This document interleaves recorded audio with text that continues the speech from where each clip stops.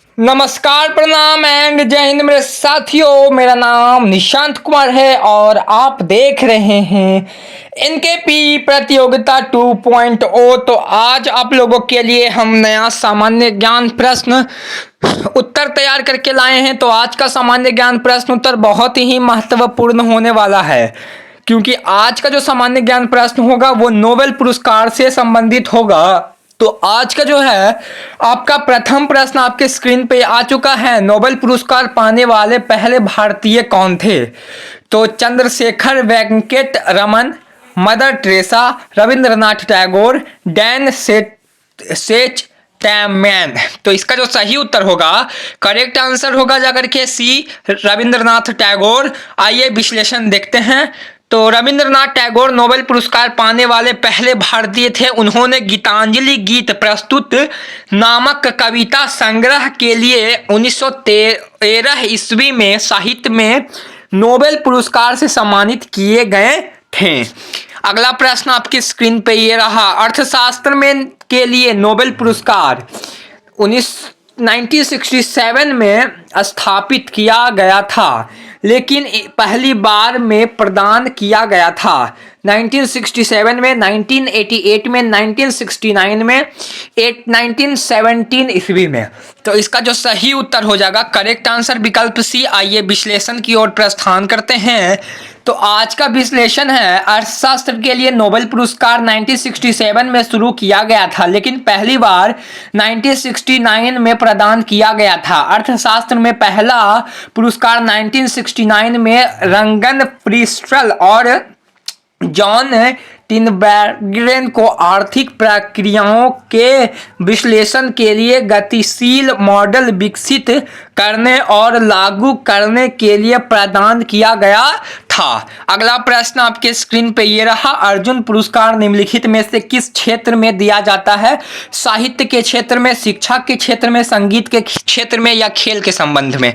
तो यहाँ पे डी प्रश्न बिल्कुल सही उत्तर होगा। अर्जुन पुरस्कार खेल में उत्कृष्ट उपलब्धियों के लिए दिया जाता है। यह भारत में प्रतिष्ठान खेल पुरस्कारों में से एक है और युवा मामलों और खेल मंत्रालय द्वारा प्रदान किया जाता है, जो कि इस बार 2023 में जो मिला है वो मोहम्मद शामी जी को मिला है। तो उनको लख लख बधाइयाँ, अर्जुन पुरस्कार से वह सम्मानित हुए हैं। अगला प्रश्न आपके स्क्रीन पे ये रहा। द्रोणाचार्य पुरस्कार किसे मिलता है? सर्वश्रेष्ठ पहलवान को, सर्वश्रेष्ठ बल्लेबाज को, सर्वश्रेष्ठ टेनिस खिलाड़ी को, सर्वश्रेष्ठ कोच को? तो यहाँ पे विकल्प डी यहाँ पे बिल्कुल सही उत्तर होगा। द्रोणाचार्य पुरस्कार भारत में विभिन्न खेल विधाओं में उत्कृष्ट शिक्षकों को प्रदान किया जाता है। यह एथलीटों के विकास और सफलता में उनके महत्वपूर्ण योगदान को मान्यता देता है। तो अगला प्रश्न आपके स्क्रीन पे ये रहा। पुलकिंजर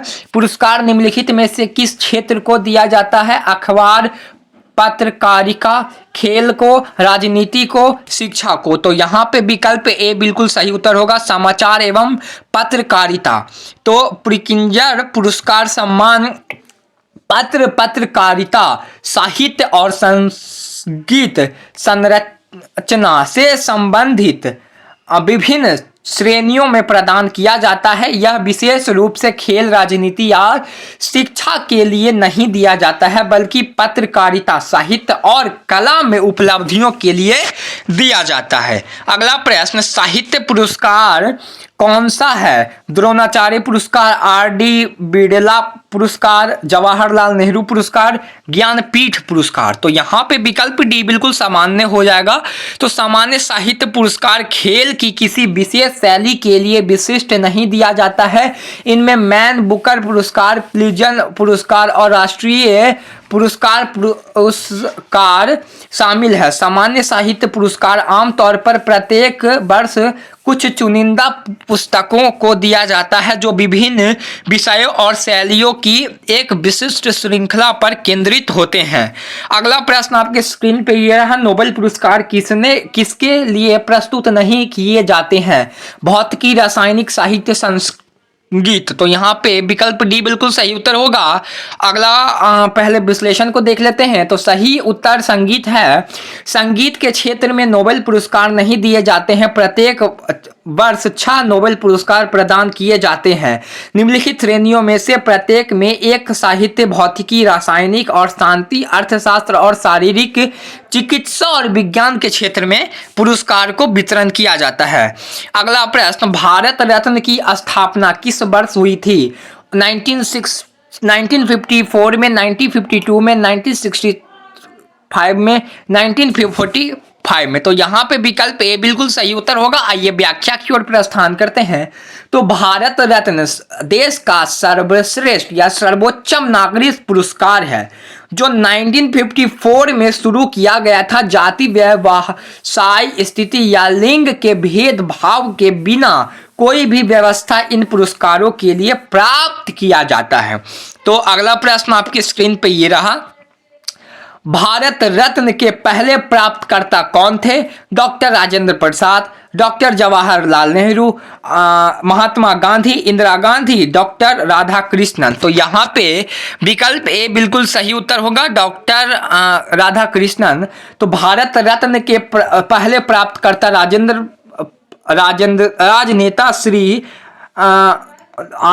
आचार्य दार्शनिक सर्वपल्ली राधाकृष्णन और वैज्ञानिक सीवी रमन थे।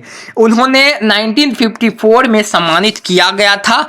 एक बार फिर से एक्सप्लेनेशन सुन लीजिए। भारत रत्न के पहले प्राप्तकर्ता राजनेता सी राजगोपालाचार्य, दार्शनिक में सर्वपल्ली राधाकृष्णन और वैज्ञानिक क्षेत्र पे सीवी रमन थे, जिन्होंने 1954 में सम्मानित हुए थे।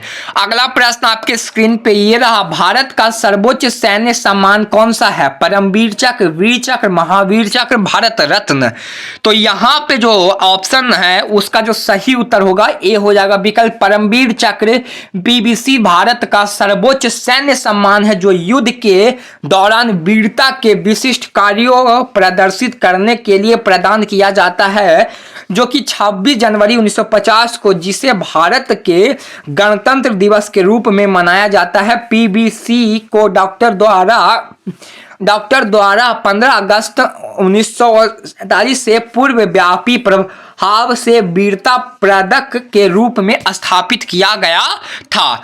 तो आज का जो हमारा सिलसिला था वो इस प्रकार से खत्म होता है। तो अगर आपको यह वीडियो पसंद आता है तो इस वीडियो को लाइक कीजिएगा, इस चैनल को सब्सक्राइब कीजिएगा और ज्यादा से ज्यादा इस वीडियो को शेयर करने का कोशिश कीजिएगा। धन्यवाद दोस्तों, मिलते हैं अगले वीडियो में। तब तक के लिए see you soon and keep learning. Mohammad Shami को मिला है यह जनरल नॉलेज, याद करके रखिएगा। मोहम्मद शामी जो है उनको क्या मिला है? पुरस्कार से सम्मानित किया गया। तो पुरस्कार आप लोग भूलिएगा नहीं और see you soon and keep learning.